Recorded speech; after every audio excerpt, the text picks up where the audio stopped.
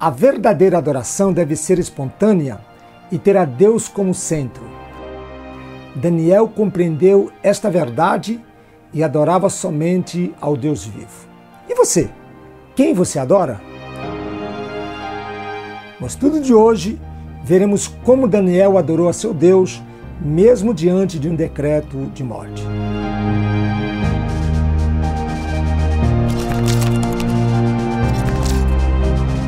Olá, eu sou o pastor Aguinaldo Campos. Se você não for inscrito, se inscreva em nosso canal e não se esqueça de ativar o sino de notificações para receber mensagens da parte de Deus para a sua vida. Quando a Medo-Pérsia chega ao poder, é Dário, aliado de Ciro, que se assenta no trono. Tão logo começou a governar, conheceu Daniel, um sobrevivente da Idade de Ouro da Babilônia, e percebeu que poderia confiar nele. Por isso achou que seria uma sábia decisão pôr a Daniel como principal administrador do novo império e conselheiro do rei. Daniel era um homem íntegro e confiava na infalível orientação divina. Nele havia um espírito excelente. Então o mesmo Daniel sobrepujava a esses presidentes e aos sátrapas, porque nele havia um espírito excelente e o rei pensava constituí-lo sobre todo o reino. Daniel 6, verso 3. Que sentimento foi despertado nos príncipes ao saberem da nomeação de Daniel?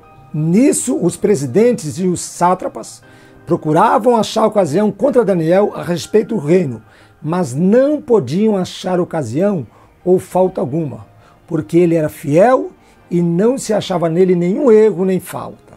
Pelo que estes homens disseram, nunca acharemos ocasião alguma contra esse Daniel, a menos que a procuremos no que diz respeito à lei do seu Deus.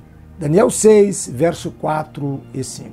Que proposta os príncipes fizeram ao rei Dário?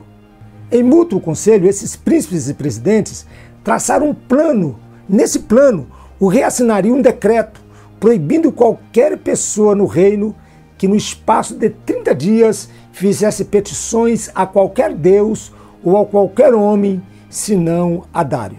A violação desse decreto resultaria na punição com a morte da pessoa na cova dos leões.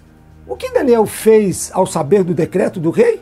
Quando Daniel soube que o edital estava assinado, entrou em sua casa, no seu quarto, em cima, onde estavam abertas as janelas que davam para o lado de Jerusalém, e 3 vezes no dia se punha de joelhos e orava e dava graças diante do seu Deus, como também antes costumava fazer.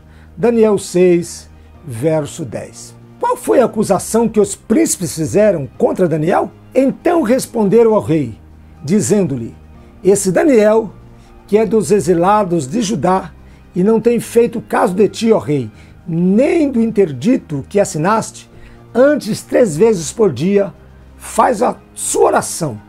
Daniel 6, verso 13. A maneira com a qual os príncipes e sátrapas referiram-se a Daniel revelava o ódio e menosprezo que eles sentiam. Descreveram-no meramente como um estrangeiro, um judeu deportado.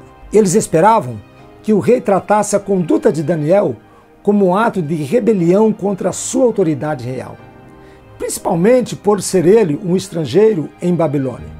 Acusaram-no, portanto, de desafiar e desonrar a posição do rei. Após tentar salvar Daniel, o que o rei teve que fazer contra a sua própria vontade?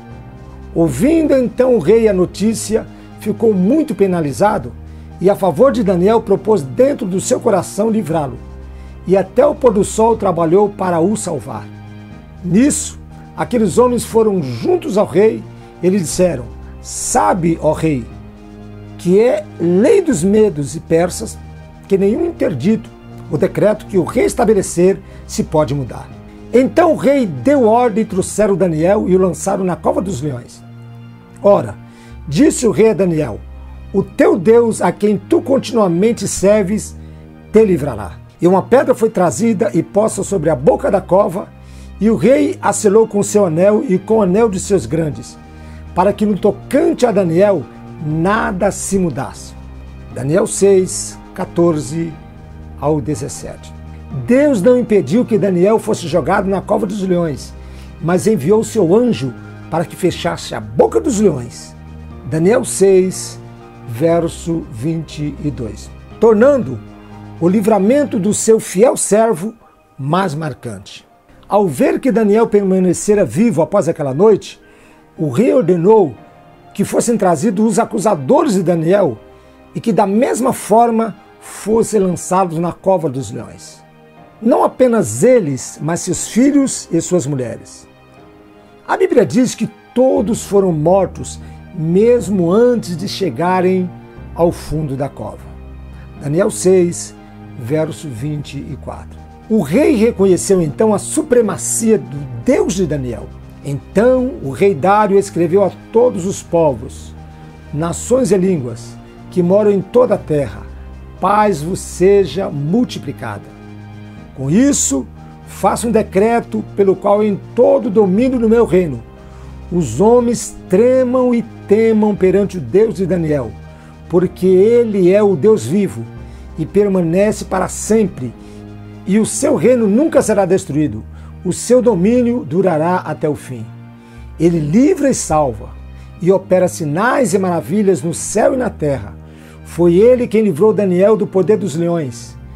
Daniel 6, verso 25 ao 27. As palavras do rei revelam um certo grau de conhecimento do Deus e da religião de Daniel.